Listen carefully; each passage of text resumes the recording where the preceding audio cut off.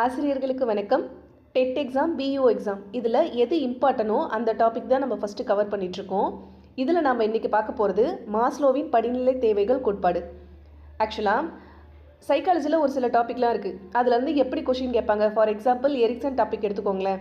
எப்படி கொஷின் கேட்பாங்க அப்படின்றது நமக்கு தெரியாது. அது A to Z ஃபுல்லாக படித்தாதான் அதில் எப்படி கொஷின் கேட்டாலும் நம்மளால் ஆன்சர் பண்ண முடியும். ஆனால் இந்த மாஸ்லோவோட கோட்பாடு இருக்குது இல்லைங்களா, இதிலேருந்து நம்மளால் ஈஸியாக ஃபைண்ட் பண்ண முடியும். எப்படின்னா, இதுதான்ப்பா இப்படி தான் கொஷின் கேட்பாங்க, இதை மட்டும் பார்த்தா போதும், இது இம்பார்ட்டன்ட் அப்படின்னு அந்த கொஷின் முதல் கொண்டு நம்மளால் ஃபைண்ட் அவுட் பண்ண முடியும். மார்க்ஸை ஈஸியாக கொடுக்குற டாப்பிக்கில் இதுவும் ஒன்று. சைக்காலஜியை பொறுத்த வரைக்கும் நம்ம புக்கில் படிக்கும்போது ஒரு சில வேர்டிங்ஸ் எல்லாம் புரியாத மாதிரியே இருக்கும். ஒரு சிலர் சைக்காலஜியை வெறுக்கிறதுக்கு காரணமும், ஒன்றும் புரியலப்பா அப்படின்னு சொல்கிறதுக்கு காரணமும் அதில் இருக்கிற கண்டென்ட்டு புரியாததுனால தான். அது தெளிவாக தெரிஞ்சிருச்சுன்னா சைக்காலஜி மாதிரி ஒரு ஈஸியான சப்ஜெக்ட்டு எதுவுமே இல்லை. நான் உங்களுக்கு இந்த மாஸ்லோவோட கோட்பாடை ரொம்ப ஈஸியாக விளக்கமாக இந்த வீடியோவில் கொடுத்துருக்கேன். நான் உங்களுக்கு சைக்காலஜி புக்கோட பிடிஎஃபை டெலகிராம் சேனலில் சென்ட் பண்ணிடுறேன். ஏன்னா நீங்கள் இந்த வீடியோவை ஃபுல்லாக பார்த்துட்டு அதுக்கப்புறம் அந்த பிடிஎஃப் பார்த்தீங்கன்னா, புக்கில் இருக்க பிடிஎஃப் பார்த்தீங்கன்னா உங்களுக்கு ஈஸியாக இருக்கும். டைரெக்டாக புக்கில் பார்த்தீங்கன்னா ஒரு சில வேர்டிங்ஸ் எல்லாம் கன்ஃபியூஸ் பண்ணுற மாதிரி இருக்கும். சரிங்களா? இதில் உங்களுக்கு விரிவாக தெளிவாக உங்களுக்கு விளக்கம் இருக்கும்.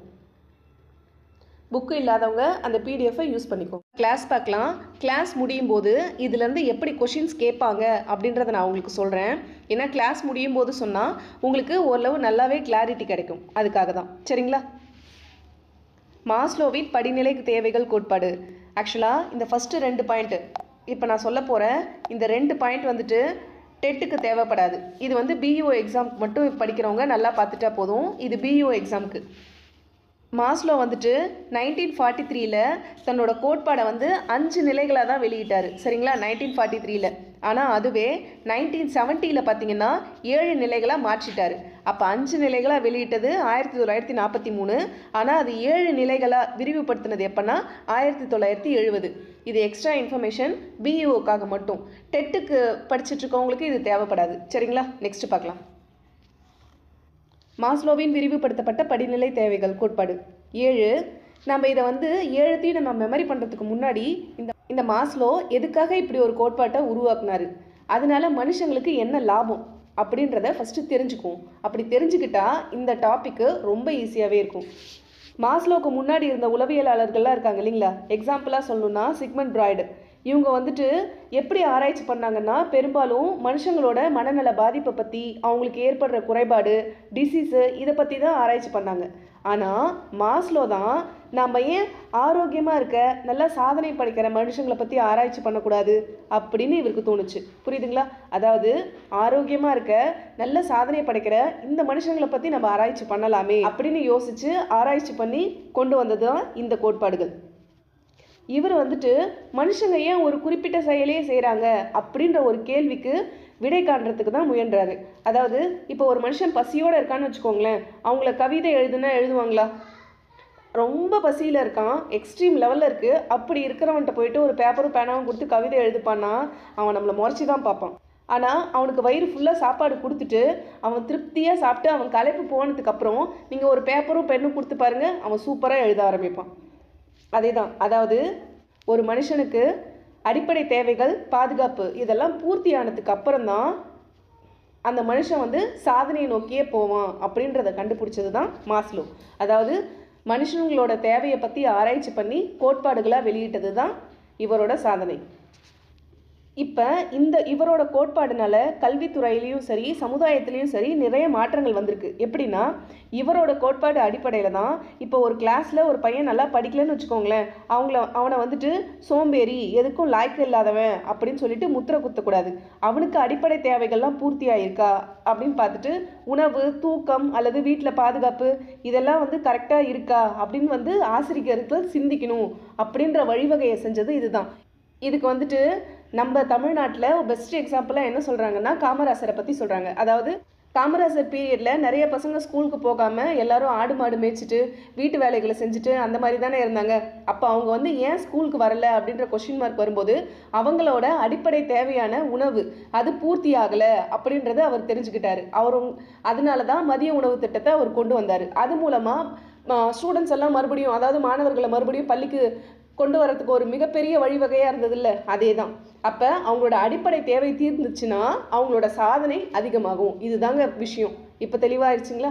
இப்போ இந்த கோட்பாடை பற்றி அவர் 7 கோட்பாடு சொல்லியிருக்காரு. ஒன்று ஒன்றா பார்த்தோம்னா நமக்கு ஈஸியாக இருக்கும். கிளாஸ் பார்க்கலாங்களா?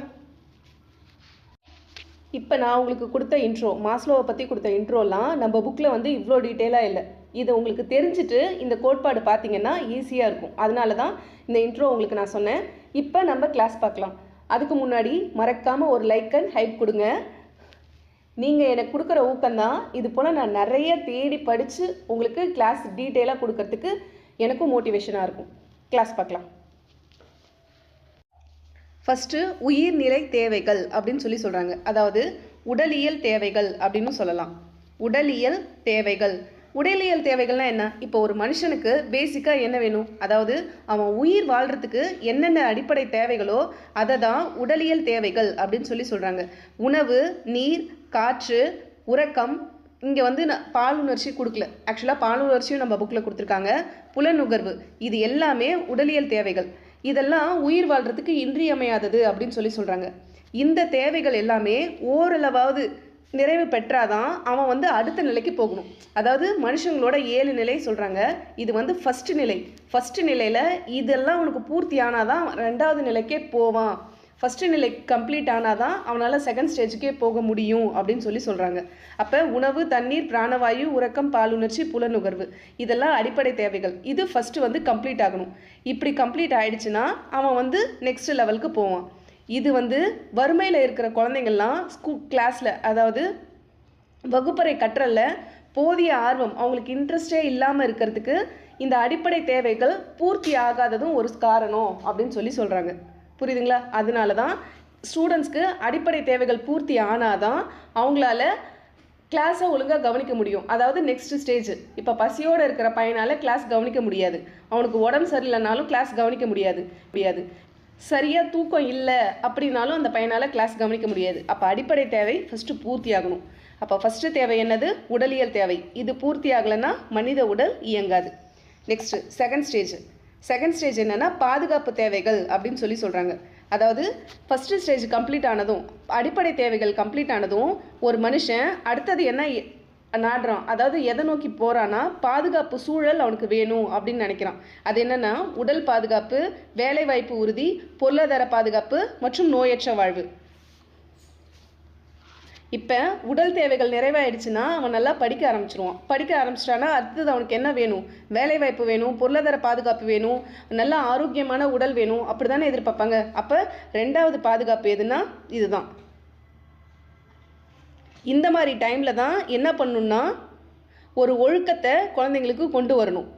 ஒழுக்கத்தை கொண்டு வந்துட்டு அவங்களோட அறிவுக்கு ஏற்ப அவங்களுக்கு வந்து ஒழுக்கமாகவும் கட்டுப்பாடு இதெல்லாம் விதித்து அவங்கள வந்து அடுத்த நிலைக்கு கொண்டு போகணும் அப்படின்னு சொல்கிறாரு.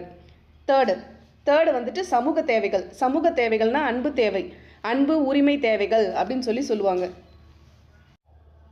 இப்போ அவங்களுக்கு ஃபஸ்ட்டு 2 ஸ்டேஜ் கம்ப்ளீட் ஆகிடுச்சு. அப்போ தேர்டாக அவங்க என்ன எதிர்பார்ப்பாங்க? மற்றவங்க கிட்ட அன்பாக இருக்கணும், அவங்களும் நம்ம மேலே அன்பு செலுத்தணும். அதாவது அஃபெக்ஷனுக்கு ஏங்குவாங்க, மற்றவங்களால மதிக்கப்படணும்னு நினைப்பாங்க.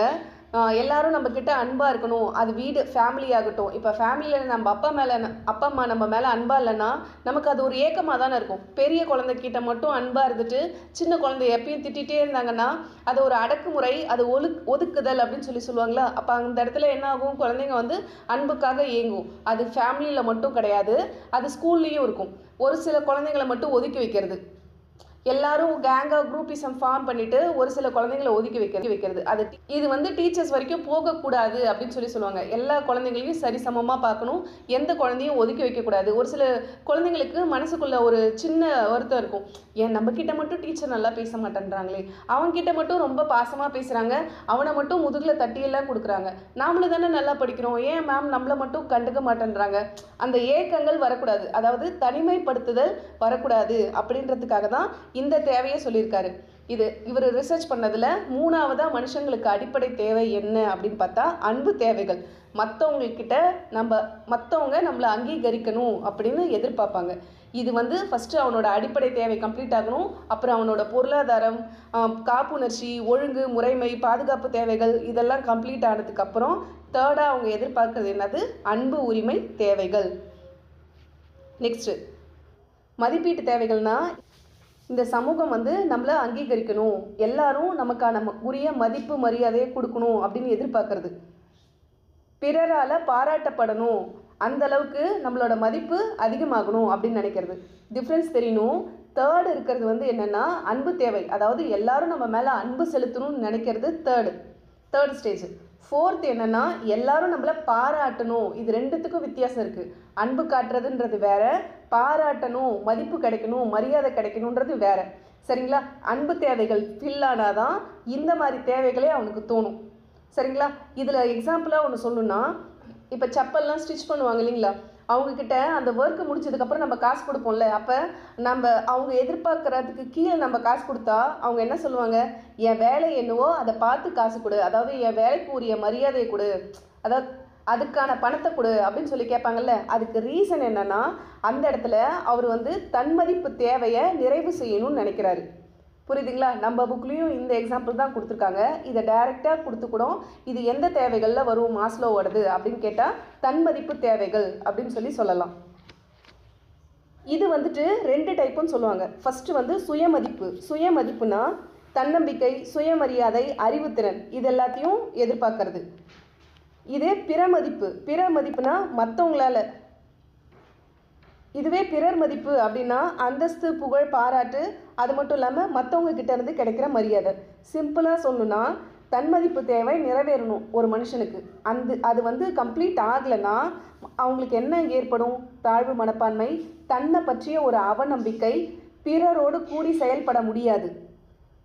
மற்றவங்க மதிச்சா தானே, இப்போ நம்ம ஒரு ஃபங்க்ஷனுக்கே போகிறோம், எல்லாரும் நம்மளை வாங்க அப்படின்னு கூப்பிட்டு சிரிச்சா தானே நம்மளும் சந்தோஷமாக எல்லாருக்கிட்டையும் ஜோவியலாக பேச ஆரம்பிப்போம். நம்மளை யாருமே பார்க்கல, யாருமே திரும்பி பார்க்கல, நம்மளை ஒரு பொருட்டாக கூட நினைக்கல, நம்மளை பார்த்ததும் ஃபேஸை திருப்பிட்டு போகிறாங்கன்னா நம்மளால் மற்றவங்க கூட கூடி பேச முடியுமா? முடியாது. நம்மளை நாமளே தனிமைப்படுத்திக்குவோம்ல, அதுதான். அப்போ இந்த 4th ஸ்டேஜில் தன்மதிப்பு தேவைகளில் கம்ப்ளீட் ஆகிடுச்சுன்னா அந்த மனுஷன் நெக்ஸ்ட் ஸ்டேஜுக்கு போவான், அதாவது 5th ஸ்டேஜுக்கு போவான். சப்போஸ் அது கம்ப்ளீட் ஆகலைன்னா தாழ்வு மனப்பான்மை வரும், நம்மளை பற்றி நமக்கே ஒரு அவநம்பிக்கை தோன்றும், மற்றவங்க கூட கூடி செயல்பட முடியாது. சரிங்களா? நெக்ஸ்ட் பார்க்கலாம். 5th ஒன் அறிவுசார் தேவைகள். இதை வந்துட்டு அடைவூக்க தேவைகள் அப்படின்னு சொல்லலாம். சரிங்களா? இதை அடைவூக்க தேவைகள் அப்படின்னு சொல்லுவாங்க. இது என்னென்னா அறிவுசார் தேவைகள். நிறையா அறிவை வளர்த்துக்கிறது, அதாவது இந்த உலகத்தை புரிஞ்சுக்கிறதுக்கும் நம்மளோட அறிவை மேலும் மேலும் வளர்த்துக்கிறதுக்கும் நிறைய நியூஸ் பார்ப்பாங்கல்ல, நிறைய இன்ஃபர்மேஷன் கேதர் பண்ணுவாங்கல்ல. டெக்னாலஜியில் ஏதாவது ஒரு விஷயங்கள் புதுசாக வந்துச்சுன்னா அதை பற்றி கற்றுக்கணும் அப்படின்னு ஆர்வம் ஏற்படும்ல, அது எல்லாமே 5th ஸ்டேஜில் வரும். புதிய புதிய விஷயங்களை கற்றுக்கிறது, உண்மை என்னன்னு தெரிஞ்சுக்கிற ஆர்வம், எதையும் தர்க்க ரீதியாக சிந்திக்கிறது. இந்த ஒரு சிலர்லாம் டைம் பாஸ் ஆகலைன்னா இந்த பசில்ஸ் நான் சால்வ் பண்ணுறேன் அப்படின்னு சொல்லி பண்ணுவாங்க. இந்த மென்டல் மேக்ஸ் எல்லாம் ட்ரை பண்ணுவாங்க, ரீசனிங்லாம் ட்ரை பண்ணுவாங்க. இவங்களுக்கு எல்லாமே எந்த ஸ்டேஜில் இருக்காங்கன்னு அர்த்தம்னா அவங்களோட தேவைகள், அதாவது 4 தேவைகள் கம்ப்ளீட் ஆனவங்க தான் 5th தேவைகளுக்கு வருவாங்க அப்படின்னு சொல்கிறாரு. நெக்ஸ்ட்டு 6th பார்க்கலாம். 6th வந்துட்டு அழகியல் தேவைகள். அதாவது இது வந்து ஒரு புதிய நிலையெல்லாம் சொல்லலாம். சுற்றியுள்ள சூழலுக்கு ஒழுங்கு, சமநிலை மற்றும் அழகை ரசித்தல். அதாவது இசை, கலை, இயற்கை அழகு ரொம்ப ரசனையானவங்க, கலை ரசனை மிக்கவங்க. வீட்டிலலாம் பார்த்திங்கன்னா நிறையா திங்ஸ் வாங்கி குவிச்சிருப்பாங்க, ரொம்ப அழகழகான பொருட்கள். அவங்க நிறைய இடத்துல டூர் போகிறது, அப்புறம் வீட்டையே ரொம்ப க்ளீனாக வச்சுக்கிறது, நீட்டாக வச்சுக்கிறது, இந்த மாதிரி விஷயங்கள் எல்லாம் அவங்களுக்கு வந்து ரொம்ப பிடிக்கும். இது வந்து அழகுணர் தேவைகள் அப்படின்னு சொல்கிறாங்க. ஆக்சுவலாக இந்த 5 ஸ்டேஜ் சொன்னோம் இல்லைங்களா, இந்த 5 ஸ்டேஜ் கம்ப்ளீட் ஆனவங்களால் மட்டும்தான் இந்த அழகுணர் தேவைகளையே நினச்சி பார்க்க முடியுமா? சரிங்களா? இதில் நடுவில் ஏதாவது ஒரு 2 ஸ்டேஜ் கூட 2 ஸ்டேஜ் அவங்களுக்கு வரல, 3 ஸ்டேஜோடு நின்றுட்டாங்கன்னா இந்த அழகுணர் தேவையே அவங்களுக்கு வராதுங்களாம். அதனால தான் இந்த ரொம்ப ஏழ்மையான மக்கள்லாம் இருக்காங்கன்னு சொல்கிறாங்க இல்லைங்களா, அவங்க வந்து தங்களோட இருப்பிடத்தையும் சுற்றுப்புறத்தையும் தூய்மையாக வச்சுக்காததுக்கு ரீசன் அவங்களுக்கு அந்த 5 தேவைகள் நிறைவேறல. அந்த 5 தேவைகள் நிறைவேறாததுனால தான் அவங்க வந்து க்ளீனாக வச்சுக்கிறது இல்லை அப்படின்னு மாஸ்லோ சொல்கிறாரு.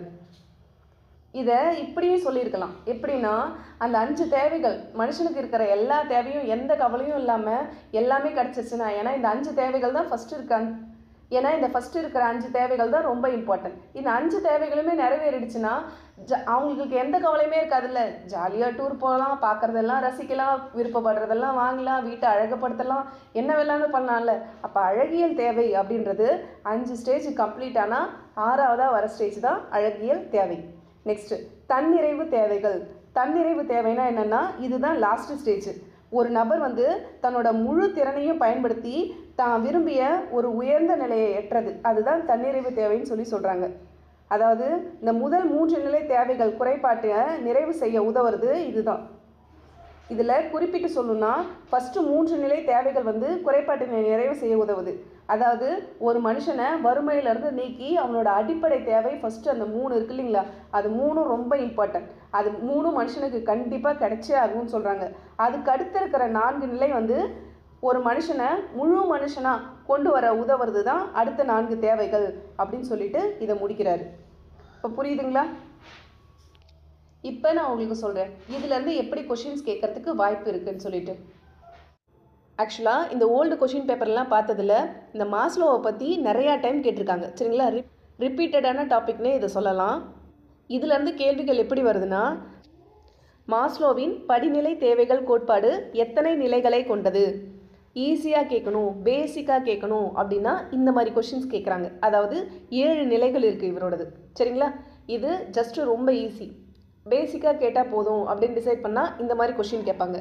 இல்லை கொஞ்சம் அட்வான்ஸாக கேட்கணும் அப்படின்னு முடிவு பண்ணால் எப்படி கேட்குறாங்கன்னா, அந்த 7 தேவைகளில் 3வது தேவை எது அப்படின்னு சொல்லி கேட்குறாங்க. இந்த மாதிரி கொஷின்ஸ் கேட்டிருக்காங்க. மாஸ்லோவின் படிநிலை தேவை கோட்பாடுகளில் 3வது நிலை எது அப்படின்னு சொல்லி கேட்டிருக்காங்க. அதுக்கு ஆப்ஷன்ஸ் என்ன கொடுத்துருக்காங்கன்னா, உடலியல் தேவை, பாதுகாப்பு தேவை, தன்மதிப்பு தேவை, அன்பு உரிமை தேவை அப்படின்னு சொல்லி ஆப்ஷன்ஸ் கொடுக்குறாங்க.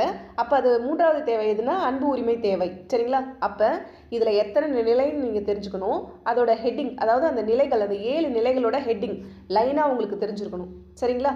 இது தெரிஞ்சதுன்னா கண்டிப்பாக ஈஸியாக மார்க்ஸ் எடுத்துடலாம். Next 3rd hard level. அதுலேருந்துமே கொஷின்ஸ் வந்திருக்கு. ஹார்ட்னா ரொம்ப ஹார்ட் இல்லை, அதில் இருக்க அந்த 7 நிலைகள் இருக்கு இல்லைங்களா, அந்த 7 நிலைகளோட சிச்சுவேஷன் சொல்லி இது எந்த நிலை அப்படின்னு சொல்லி கேட்குறாங்க. புரியுதுங்களா?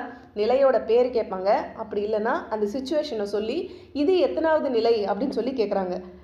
ஒரு சின்ன எக்ஸாம்பிள் சொல்கிறேன். காப்புணர்ச்சி பெறுதல், ஒழுங்கு, முறைமை இவை அனைத்தும் எந்த தேவைகளும் அடங்கும் அப்படின்னு சொல்லி கொஷின் கேட்டால் இதெல்லாம் பாதுகாப்பு தேவைகளில் வரும். சரிங்களா? இந்த மாதிரியும் கொஷின் கேட்டிருக்காங்க. ரொம்ப டஃப்பாக எடுக்கணும், கொஷின் பேப்பர் ரொம்ப டஃப்பாக இருக்கணும்ப்பா, ஆன்சரே பண்ணக்கூடாது அப்படின்னு டிசைட் பண்ணால் எப்படி கொஷின் கேட்பாங்கன்னா, இந்த மாஸ்லோ கோட்பாட்டில் கல்வியில் ஏற்படுற தாக்கங்கள் என்ன அப்படின்ற மாதிரி கொஷின் கேட்பாங்க. ஒரு எக்ஸாம்பிள் சொல்கிறேன். வகுப்பறை சூழலில் போதிய வெளிச்சம், நல்ல காற்றோட்டம் உள்ள வகுப்பறை, தேவையானவர்களுக்கு சத்துணவு, சீருடை ஆகியவற்றை அளிக்க ஏற்பாடு செய்தல் இவை அனைத்தும் யாருடைய கோட்பாட்டின் கல்விக்கான தாக்கங்கள் அப்படின்னு சொல்லி கேட்டுட்டு மாஸ்லோ, எரிக்சன், பியாஜே, ஸ்கின்னர் இப்படி கொடுத்துட்டாங்கன்னு வச்சுக்கோங்க. இந்த இடம் தான் நம்ம ரொம்ப குழம்புவோம். ஏன்னா எந்த அறிஞர்கள் இது சொல்லியிருப்பாங்க அப்படின்றது நமக்கு கொஞ்சம் யோசனையாக இருக்கும். இந்த ஆன்சர் பண்ணக்கூடாது, ஒரு 25% தான் ஆன்சர் பண்ணணும், நல்லா படித்தவங்க தான் ஆன்சர் பண்ணணும் அப்படின்னு நினச்சிட்டாங்கன்னா இந்த மாதிரி கொஷின் கேட்பாங்க. அப்போ இது மாஸ்லோவோட அடிப்படை தேவைகளில் வரும். அவர் 7 சொல்லியிருக்காரு இல்லைங்களா, அந்த 7ல் இது அடிப்படை தேவைகளில் வரும். இப்போ புரியுதுங்களா எப்படி கொஷின் கேட்பாங்கன்னு? மறக்காமல் ஒரு லைக் கொடுங்க. நம்மளோட channel name TNTET eligibility exam, அதாவது டெட் எலிஜிபிலிட்டி எக்ஸாம். நம்மளோட சேனல் வீடியோஸை சில பேர் சட்டவிரோதமாக அவங்க சேனலில் பதிவேற்றம் பண்ணிகிட்ருக்காங்க. வேறு எந்த சேனல்லையாவது நம்ம வீடியோ வர்றதை பார்த்தீங்கன்னா மறக்காமல் தெரியப்படுத்துங்க. நல்லதே செய்வோம், நல்லதே நடக்கும். நன்றி.